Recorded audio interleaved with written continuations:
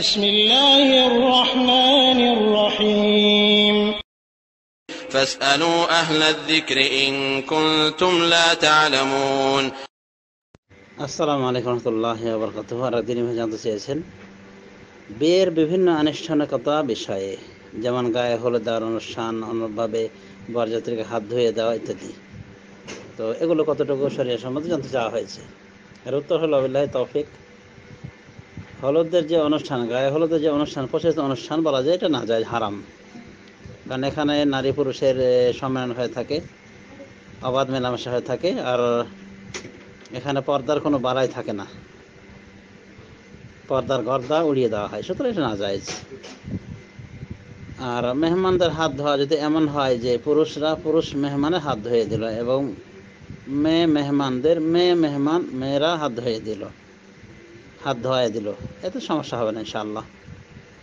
কিন্তু সমস্যা হবে যখন নারী কোনো বেগানা পুরুষের হাত ধুয়ে দিবে, বা দুলা ভাইয়ের হাত ধুয়ে দিবে, ভাবির হাত ধুয়ে দিবে। এক কথায় বেগানা কোনো পুরুষের হাত ধুয়ে যখন দেওয়া হবে তখনই হবে এটা না যায়, হারাম। তাছাড়া এটা বৈধ রয়েছে, এটাকে মডিফাই করা যেতে পারে। হলুদের যে অনুষ্ঠান প্রচলিত, এখানে নারী পুরুষের অবাধ চলাফেরা হয়ে থাকে এবং পর্দার কোনো তোয়াক্কা করা হয় না, এই জন্য না যায়। তাছাড়া এমনি যদি হলুদ কেউ মাখায়, যেমন ছেলেরই ওই মাহরাম যারা, এই প্রকৃতির কোনো মেয়ে যদি মাখায়, যেমন নিজের বোন বা নিজের মা বা নিজের ভাইয়েরা, এবং এখানে কোনো প্রকার বেগানা নারীর সমাগম যদি না হয়, অসুবিধা নেই, এটাও বোধ রয়েছে। বলতে পারে এটা দেশাচার, কিন্তু এই দেশাচারকে মডিফাই করতে হবে। আমাদের দেশে যেভাবে চলছে হলুদ অনুষ্ঠান, এটা সম্পূর্ণ বিধর্মীদের কৃষ্টি কালচার থেকে আমদানিকৃত এবং বিধর্মীদেরই ফটোকপি তাদের অনুষ্ঠানের। কাজেই যেভাবে চলছে সেটা না যায়, কোনো এখানে দ্বিমত থাকার কথা নাই। তবে মডিফাই করে এটা করা যেতে পারে, বৈধ করা যেতে পারে, এটা বৈধ রয়েছে। আব্দুর রহমান আউফকে রাসূলুল্লাহ সাল্লাল্লাহু আলাইহি ওয়াসাল্লাম তার ভিতরে তার কাপড়ে দেখতে পান হলুদের চিহ্ন, বা তার শরীরে হলুদের চিহ্ন দেখে বলেছেন এটা কি। তখন উনি বলেছেন আমি বিয়ে করেছি। তো হলুদের কিছু চিহ্ন দেখা গেছে, এ থেকে কেউ কেউ দলিল গ্রহণ করার চেষ্টা করেছেন যে তাহলে পুরুষও হলুদ ব্যবহার করতে পারে। হলুদ একটা রং, অসুবিধা কি, এটা ব্যবহার করলে কোনো সমস্যা নেই, মূলত কোনো সমস্যা নেই।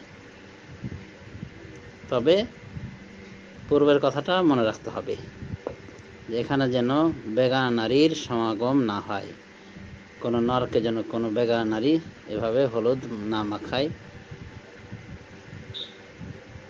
অন্যভাবে কোনো নারীকে যেন কোনো নর এভাবে হলুদ না মাখায়। বেগানা নর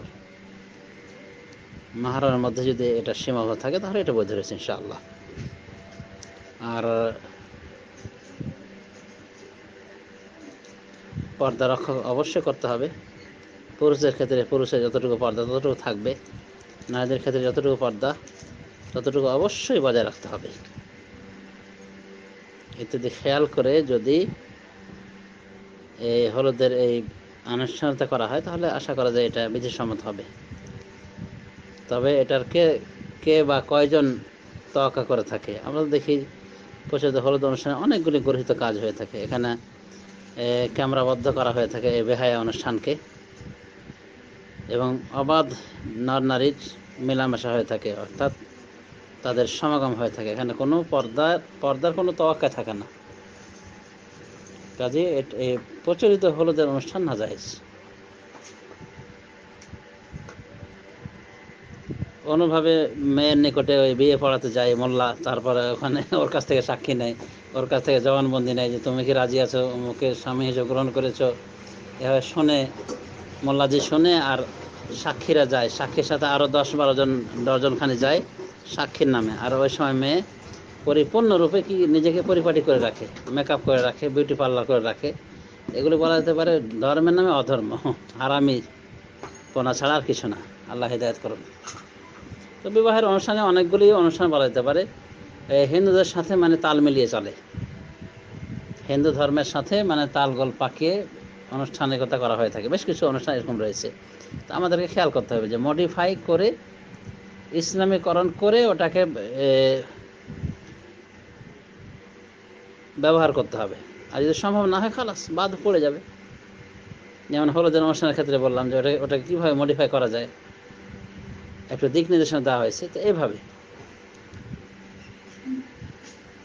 তো আল্লাহ রাব্বুল আলামিন আমাদের সবাইকে তৌফিক দান করুন যেন আমাদের নিজেদের কৃষ্টি কালচারকে আমরা নিজেরা বজায় রাখি এবং বিধর্মীদের আমদানিকৃত যে কোনো কৃষ্টি কালচারকে বর্জন করতে পারি। আমিন। ওয়া সাল্লাল্লাহু আলা নবিয়িনা মুহাম্মদ ওয়া আলা আলিহি ওয়া সাহবিহি আজমাইন।